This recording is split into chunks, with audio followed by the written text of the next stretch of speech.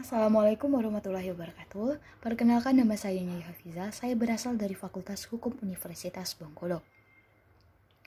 Di video ini, saya ingin membahas mengenai sumber-sumber hukum internasional. Dasar hukum dari sumber-sumber hukum internasional terdapat di dalam pasal 38 ayat 1 Piagam Mahkamah Internasional yang menyatakan bahwa dalam mengadili perkara yang diajukan kepada Mahkamah Internasional yang akan digunakan ialah yang pertama, perjanjian internasional, yang kedua, kebiasaan internasional, yang ketiga, prinsip hukum umum, dan yang keempat, keputusan pengadilan maupun doktrin. Setelah itu, kita lanjut ke pengertian perjanjian internasional. Perjanjian internasional adalah perjanjian yang diadakan antara anggota masyarakat, bangsa-bangsa, dan bertujuan untuk memberikan akibat hukum tertentu. Perjanjian internasional yang pada hakikatnya merupakan sumber hukum internasional yang utama adalah instrumen-instrumen yuridis yang menampung kehendak dan persetujuan negara atau subjek hukum internasional lainnya untuk mencapai tujuan bersama. Persetujuan bersama yang dirumuskan dalam perjanjian tersebut merupakan dasar hukum internasional untuk mengatur kegiatan negara-negara atau subjek hukum internasional lainnya di dunia ini. Setelah itu, kita lanjut ke dasar hukum perjanjian internasional. Dasar hukum perjanjian internasional terdapat di Konvensi Wina tahun 1969 dan 1986. Dalam pasal 2 Konvensi Wina 1969, perjanjian internasional dirumuskan sebagai suatu persetujuan yang dibuat antara negara dalam bentuk tertulis dan diatur oleh hukum internasional, baik dalam bentuk instrumen tunggal, dua instrumen atau lebih yang berkaitan dan apapun nama yang diberikan kepadanya. Definisi ini kemudian dikembangkan dalam pasal 1 ayat 3 Undang-Undang Nomor 37 Tahun 1999 tentang hubungan luar negeri, yaitu perjanjian internasional adalah perjanjian dalam bentuk dan sebutan apapun yang diatur oleh hukum internasional dan dibuat secara tertulis oleh pemerintah Republik Indonesia dengan satu atau lebih negara, organisasi internasional atau subjek hukum internasional lainnya, serta menimbulkan hak dan kewajiban kepada pemerintah Republik Indonesia yang bersifat hukum publik. Sedangkan, menurut Undang-Undang Nomor 24 Tahun 2000 tentang Perjanjian Internasional yang dibuat dengan merujuk kepada Konvensi Wina tersebut, menyatakan bahwa dalam perjanjian internasional yang dimaksud dalam Undang-Undang Nomor 24 Tahun 2000 adalah setiap perjanjian di bidang hukum publik yang diatur oleh hukum internasional dan dibuat oleh pemerintah dengan negara, organisasi internasional, atau subjek hukum internasional lain.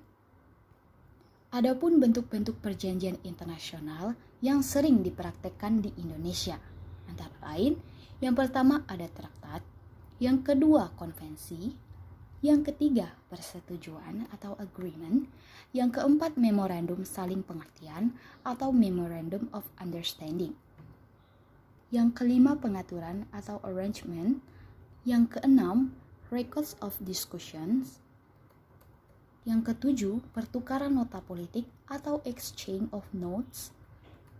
Exchange of note ini dapat berupa sekedar pelaksanaan tindak lanjut dari suatu persetujuan yang telah dicapai, konfirmasi dari kesepakatan lisan yang telah dicapai sebelumnya, kesepakatan tentang perbaikan dari suatu perjanjian yang telah berlaku, atau suatu perjanjian yang ditandatangani di tempat yang berbeda dan dalam waktu yang tidak sama.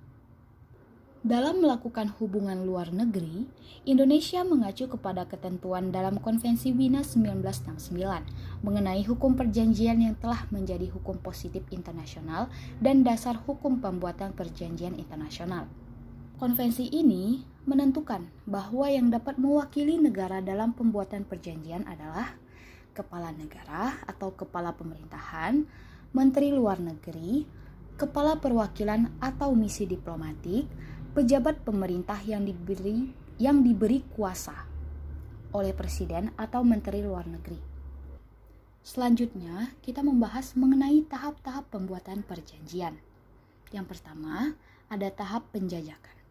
Pada tahap ini, para pihak yang ingin membuat perjanjian menjajaki kemungkinan-kemungkinan untuk dibuatnya perjanjian internasional.